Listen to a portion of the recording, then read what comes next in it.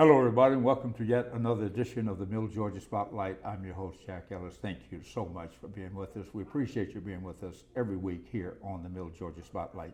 And we ask that you view us on YouTube, like us on YouTube, share us on YouTube. In the spotlight this week, Mr. Virgil Watkins, who is the Bibb County Commissioner, Macon-Bibb County Commissioner, and is serving almost 16 years with the former city council member and now with the Bibb County Commission. And one thing that he has in common with that we want to talk about today is that he's a former chairman of the Public Safety Committee of the old Macon City Council. We've heard a lot about the jail breaks. We've heard a lot about the problems that's in the jail and how inmates are being treated, or lack thereof. And we wanted to get to the bottom of this, if you will, someone with the extensive background and paid close attention to public safety over the years. And we'd like to welcome you to our program, Virgil. Thank you, sir. Pleasure to be here. Well, of course, everyone asking, and rightly so, they're asking, what's wrong with the Bibb County Jail? Why can't we keep inmates, and why can't we keep inmates from assaulting and killing police officers? What do you say to that? Yeah, I share your same sentiment. I think everybody in Macon-Bibb County, we're all a little scared, all a little on edge. We've got prisoners, inmates breaking in and breaking out of our LEC facility. And, you know, it's been a steady buildup. You can't say that this is an isolated incident and that we're all just shocked and appalled like something that we couldn't imagine something like this happening here. It's been a steady buildup. You know, what we've had officers that have passed away, officers get injured, inmates that have passed away getting injured. Violence in that facility is happening on a daily basis, including sexual assault. You know, and even when you get into, before you even getting into the breaking out scenario, just the conditions every day in our LEC. Well, again, it's not a prison. So many people in there haven't been fully convicted yet, are eligible for bond or bail, but lack the finances to make those payments. This is the place where you would go for a probation violation that could have started with a driving offense. You know, everyone in that facility is not a murderer, killer, or violent. Majority are probation violations. Because of the backup in our courts, there are long-term stays of murderers and killers and people that are still awaiting trials. So you're mixing all of that into a facility that law says 90 days is about what you would spend in there. You're supposed to go to court within 90 days if you're in that space. And we've had citizens, inmates, people experiencing that place that have been in there as long as 3 years. Without going to trial? I mean, they're going to trial back and forth, so the courts are doing legally what they need to do. But they haven't been sentenced yet. Haven't been sentenced, it's not finishing, you got a continuation, these type of things. They'll go back and pull your face file to keep it meeting that minimum legal. And I say that just to frame it in fairness to the sheriff. We've gotten to the point where that facility, it is continually overbooked, evidenced by folks are sleeping on the floor. But go let ahead. me put a pin right there. You said, with all due respect for the sheriff, and he's a friend of mine, and I support him in his efforts because we all want our community to be safe.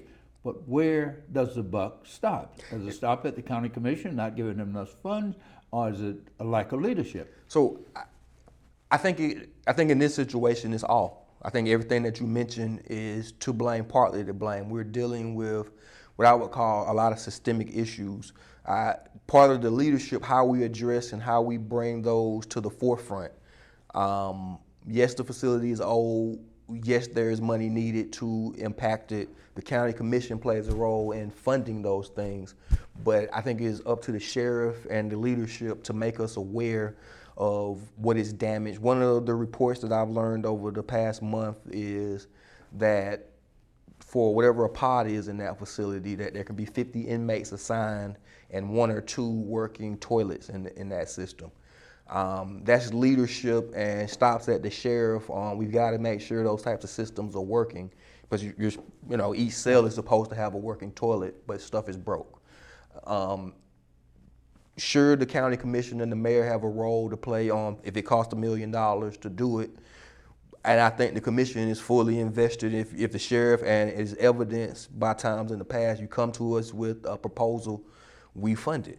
But if there's not the communications involved to tell us, or even with the concept of building a new jail, like the sheriff is speaking on the building of the new jail, well, someone has to be responsible for stating this is the land that we want to purchase, this is the type of building that we're going to build, these are the contractors that have done the RFPs. When he's purchasing his cars, he doesn't need me to walk him through all these steps. We know what to do. He's built the Justice Center by old rescue mission, so this process isn't something that's completely foreign to the sheriff's office, but that leadership has to come from them.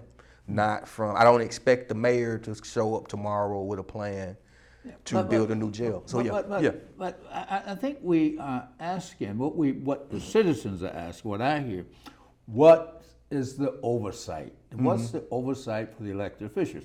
And that's one thing that I was leery of when we had consolidation. Is there oversight? When I was the mayor, I had the chief of police, and you served as the chairman of the public safety. That was direct oversight. Correct. That we could hold them accountable. So what we are saying now is that the sheriff is only held accountable every 4 years, if you will. At the ballot box, you have no oversight. Once you give the funding, you basically walk away. And that's been a struggle of mine since consolidation. I've written letters to the editor on where I thought we were going to be making this mistake, and slowly over the years, the sheriff's office has gotten further and further away from City Hall, to the point we're not showing up, we're not having communications. Now, just so you're clear, we no longer have a public safety committee providing any oversight. There's no oversight public safety committee functioning from the county commission standpoint, or anywhere else in the county for that matter, to the sheriff's department. And just like you mentioned, I've served as a public safety chair, so I'm familiar with the cadence of those conversations with the old police chief, and very uncomfortable conversations. During our days, we dealt with the Officer Sutton and Junebug, and we installed a civil review board for the Macon Police Department, fatality review board for the police department. We installed tasers. All of that stuff they really didn't want to do, and several other different types of things around making sure our citizens didn't get harmed. Extra training that they didn't really appreciate it. They didn't appreciate it at the time, but 10 years later, yes, it kept us safe. The reason we have tasers is because of policy action. That now the sheriff's office, and it happened under a police department that had to listen to the commission. You're putting tasers on. That you could fire, you could really, you could fire, it was said with that being, nobody directly said I could fire you if you don't, but it was understood that this is a direct. You're held accountable. The accountability was there. Here's the money for your tasers. Let us know when you've purchased them. We would like to see pictures. Versus now, the sheriff asks for $54 million, and maybe $3 million of that is gonna go to fix your jail, depending on if I got the time for that or not. And that's where we are. And I don't have to come back and talk to you about it again, or really even respond to your emails with the concrete answer. And there's no accountability on our side to say that I'm gonna fire you, or because and with other departments, you have the strength of the purse book. I can take some money away. But then you're taking, with the sheriff's department, and he knows it, because we played the game. If I threaten to take money away from you, I'm gonna take money from overtime or patrols, which is gonna impact safety of citizens. If I take money from the prison, that means you might not feed the prisoners. And so you really don't have that type of. But I understand though, Virgil. Open to some thoughts, though. Yeah, but I understand that, I know for a fact that when this charter was put together, Cecil Staten and others at the time in the State House said you could not cut the sheriff's budget. That you could not. It's codified in law. Right. And if you got the plan like that, he probably pulled something like, so where do you have the pull to provide any pressure, I guess, becomes my point on that. Well, what's the solution to keeping people in jail, especially those who are already in there? Yeah. Not putting the ones in that should be in there, but the ones that are already in there, to keep murderers out, that they can't just walk out through a day room window, if you will. Yeah, so my first thought, me and the sheriff are meeting on Friday. I think me and the sheriff and the command staff are meeting on Friday to go over a couple ideas. And one of my first thoughts when it comes to the management and the oversight, I think we have to be honest with ourselves at this point. In-house, we might not have the tools to run a jail. Whatever major was running the jail last week when this happened needs to be replaced. And his pool, the way we traditionally do this, he would pick another major. That major's experience could be that he was running animal control last month. We haven't provided him with any certifications or trainings or sent him anywhere. As a correctional officer manager. Now, in a lot of spaces, the concept of a privately operated prison is negative in the progressive liberal movement. But I think in this space, a company that I've ran jails effectively before, or a person, I've ran a reform home for boys or a facility similar to this for years. We're using a headhunter group to find a retired boot camp director to run it, or a management company and I think that would be the quickest way. We professionalize in managing jails. Bring them in, that way they can bring 15, 20 people from Texas or wherever they are to staff this thing correctly and get the proper order and stuff going for us. Because right now, there's nothing in-house that gives me confidence that change is gonna happen. Yeah. We don't know what we're doing when it comes to managing a perimeter or any of these things is what it looks like to me, a layman. So advocating for that, and also the conditions that the people that are inmates in there are living in is what's creating a lot of the violence. And there are very few programs. You know, Herbert Denard and Just Walk Away provides about an hour or two programming on Wednesday. But even the GED program in our LEC has a paywall. What I mean by a paywall, the GED program is provided by Central Georgia Tech. It's online. But wireless internet needs to be paid from through your commissary fund. Access to the iPad device is also a paid thing that you need through that you need to pay through your commissary or money. So to access how to learn for those prisoners, or to actually have something to break up the monotony of a prison day, you need money. Versus 10 o'clock or 8 o'clock every day, you start your coursework, you can pick from woodworking, this or that, to give them boys something progressive to do. And again, and one of the reasons the LEC doesn't have those programs is because LEC, Law Enforcement Center. Yes, the jail. Because traditionally we think of it as some place that you're in and out in less than a week. But again, folks are staying more than 100 days. And 100 days of 20 hours to yourself, 24 hours to yourself, only thing that's they bring you, so you don't even get to go to the cafeteria. They bring the food into the cell pods. So you're staying in that space. Yeah. So yeah. Let me ask you about, we've heard not only in Bibb County, but throughout the state and probably throughout the nation, that the jail is being asked to do a lot of mental health work, that a lot of people in jail should be in some type of mental health facility, or at least getting some type of mental health counseling. Is that the case in Bibb County? I strongly believe so. You're dealing with a lot of mental health, you're dealing with a lot of poverty, you're dealing with a lot of trauma. And I think, and that goes to the need for programming again. Having counselors and robust, even substance abuse, because substance abuse on the minor, alcohol and marijuana. Supposedly you're in jail for 45 days, whatever is withdrawals that the folks are going through. And people on substances is way more serious than that in there. Is the jail overcrowded? Yes, as evidenced by we don't have enough beds. They give you boats.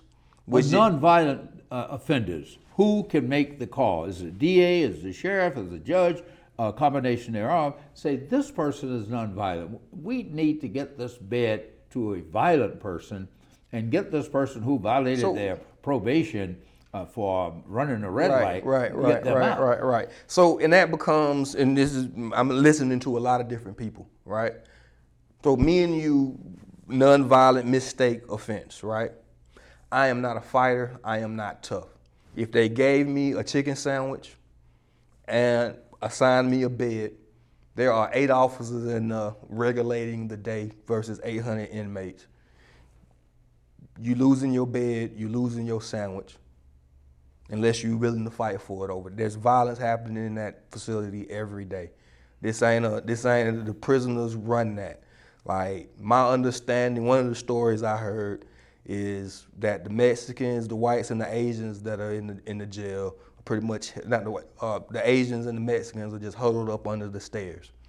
Like, they ain't even trying to compete because they're just so small in numbers between the blacks. It's like 60% black, 40% white, and the Mexican. Well, that's one thing we're going to address. And in case you just joined us, we're speaking with Virgil Watkins, who is a Bibb County Commissioner, former Macon City Councilman, who was in charge of was the chair of the Public Safety Committee. And we're talking about the problems at the Bibb County Jail, the escapees recently, a murderer, 2 or 3 other, some dangerous people. And they're still on the loose as we speak today on the 18th of October 2023. And I want to know from him, because when I say I want to know, you want to know. As a citizen, we want to know, what are we going to do to prevent this from happening again, and how are we going to get these people back in jail? Of course, I know you're not going to go out and round them up, but it just seems like there was so a lot of incompetence involved here, that we can allow 4 dangerous people to have access to a place that they could just walk out of. And it's very scary stuff, man. It's very scary. And on top of that, a couple years ago, we had, getting back to the staffing, we had a young officer murdered by an inmate because the officer had a knife. The question to me was, why did he have a knife in the first place? Is it part of the uniform? Had he been trained to use a knife? Why did that officer have it? Not to blame the victim. He's, the man lost his life, and I feel for him. But why was that knife on his person in a facility like that in the first place? And I'm sure you probably want to get to, but let's move to another issue pertaining to government and pertaining to this jail. You mentioned that maybe it costs too much to move it, but the jail is sitting on. When I was mayor, we did a. Oh no, I was misunderstood on that one there. We did a detailed plan to redevelop that whole area. And what the planners came back, the urban planners said, you can never develop this part of your city as long as that jail. That's an institutional wall. It's a deterrence to development. So the property that it sits on, very important, very expensive property. So why don't we just find somebody to say, you will buy this property, put it back on the tax roll, and use some property down on the 7th Street industrial area, and just build another jail. Mm-hmm. So, I think that's where we're heading.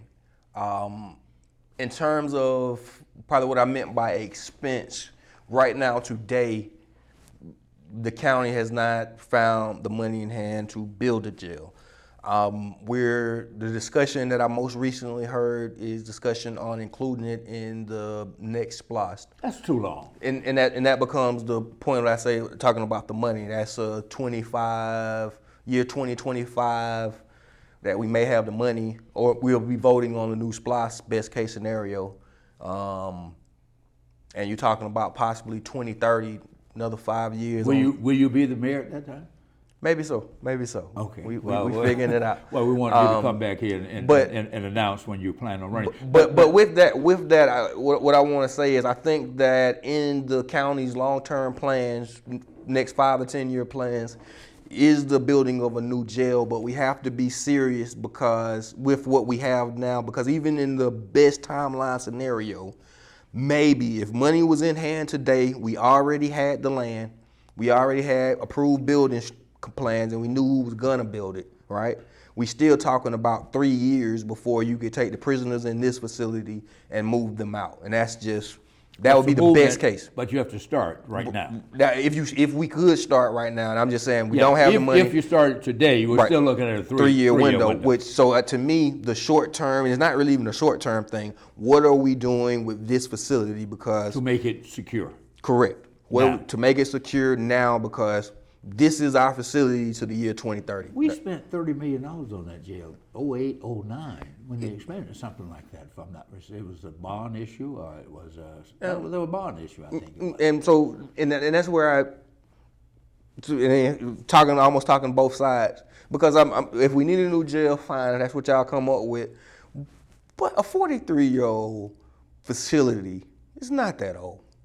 If it was built correctly in the first place. So evidently, it wasn't. Fair. And it has to be some assumptions like that made, because all of downtown, every building down here is more than 40 years old. But the location of this jail that's my point. Yeah. It's in the wrong location. It's on valuable property. If you could take that property, we're selling houses around there, $200,000 or $300,000. If you could parcel that out, you could get enough money to build it. And again, I don't disagree at all. But what I want us to be careful of is, because sometimes I think as a layman, because I'm gonna buy something new in a little while, right? I don't need to invest anymore in the old one. Like you'll do that with your car and different things. Like, 'cause I know I'm gonna get a new one. And again, this facility is not just a building; it is housing people. It's every about freaking safety, day. Right. Keeping the citizens safe. So we can't be of the mindset of, because we're building something new next year, that this one doesn't have to, we can just continue to let it fall down. Because people literally are walking out of the wall. Like, you know how crazy that is? You seen the picture? I have. That's crazy. But let's get back to get back to the operation of the jail. Here, you don't have the oversight. You don't have a public safety committee. The sheriff is elected every 4 years. He has almost full autonomy to run the jail as he sees fit, and to run the police, the entire police. So he has the bullets, he has the keys to the jail, he has everything dealing with law enforcement is under one person only.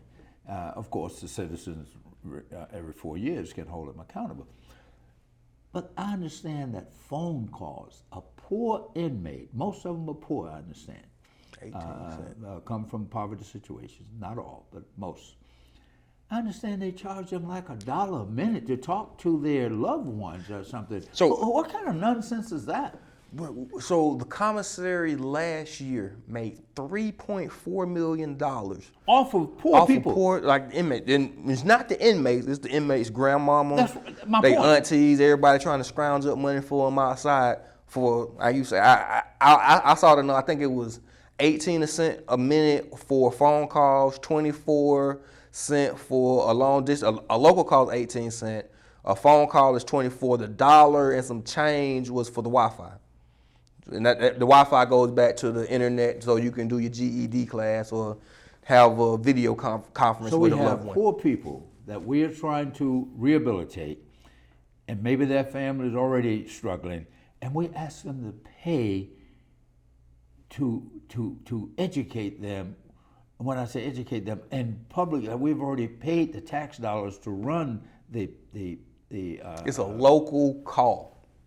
It's a local call. And there's data and studies that show phone calls from inmates to the outside, particularly as they get closer to getting out. It allows them to set up work, keep the conference going with their families, talk to their kids. All of that is good for the mental health of a person that's incarcerated. It gives them a connection and a reason. Exactly. I can set up my housing. If you can't afford it, that means you don't get that type of therapy then. Yeah. Well, let's move from the jail and let's move. No, go ahead. One more thing that's wild on the commissary list, because we've been talking, we're looking at it from men, but tampons, women's monthly needs, is a cost at our jail for women. Really? Well, maybe we need to stop doing it. Well, speaking of women, you know, when we think of jail, like you said, sometimes we think of men, but I understand now that we have quite a number of women incarcerated here in Bibb County, and it's happening throughout the nation. Same filthy conditions that we've been talking about with our men, same dangerous filth, is also what our women are experiencing here. Now, but I understand that the grand jury, maybe some other federal agents have said that this jail is not habitable, if you will. I would argue, you could argue that the last three grand jury document reports and inspection reports from the jail say exactly that. Like, yeah, something, and maybe one of them they use a little bit of lawyer language to kind of glossy it up, but Now, it's bad. another thing I've heard recently on the streets, you know, the street committee still exists out there. So why did we build? Why are we spending $70 million on an amphitheater, and yet we can't find money to put locks on a jail to keep bad guys away from us? And what would be your answer to that, to the people, not to me? Yeah.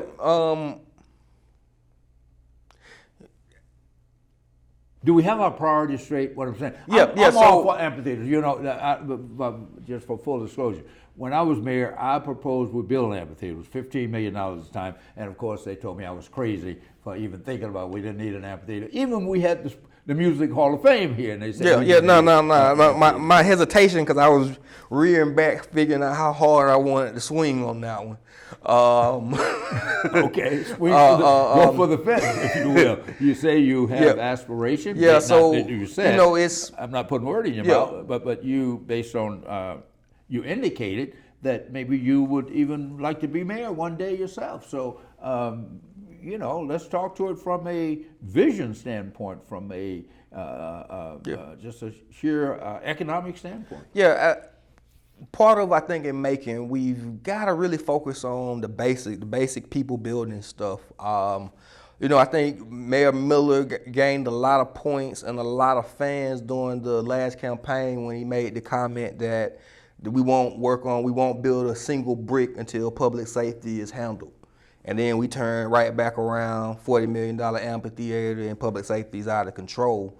But that sentiment that was initially said when it comes to public safety, when it comes to the beautification of just the basics of our city, you know, ever since your day of mayor, we've been talking about knocking down houses and dealing with blight.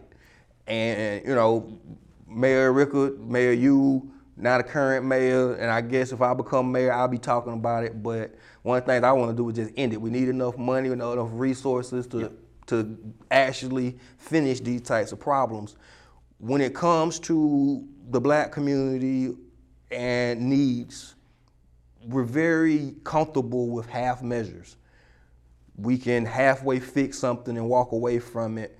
But then when it comes to the economic development side of it, you know, not only have we approved the amphitheater, we are using county dollars to back another hotel in the downtown, another parking deck for it, because we can see the economic benefit. But yet our streets are crumbling. Exactly. Sidewalks are not being fixed.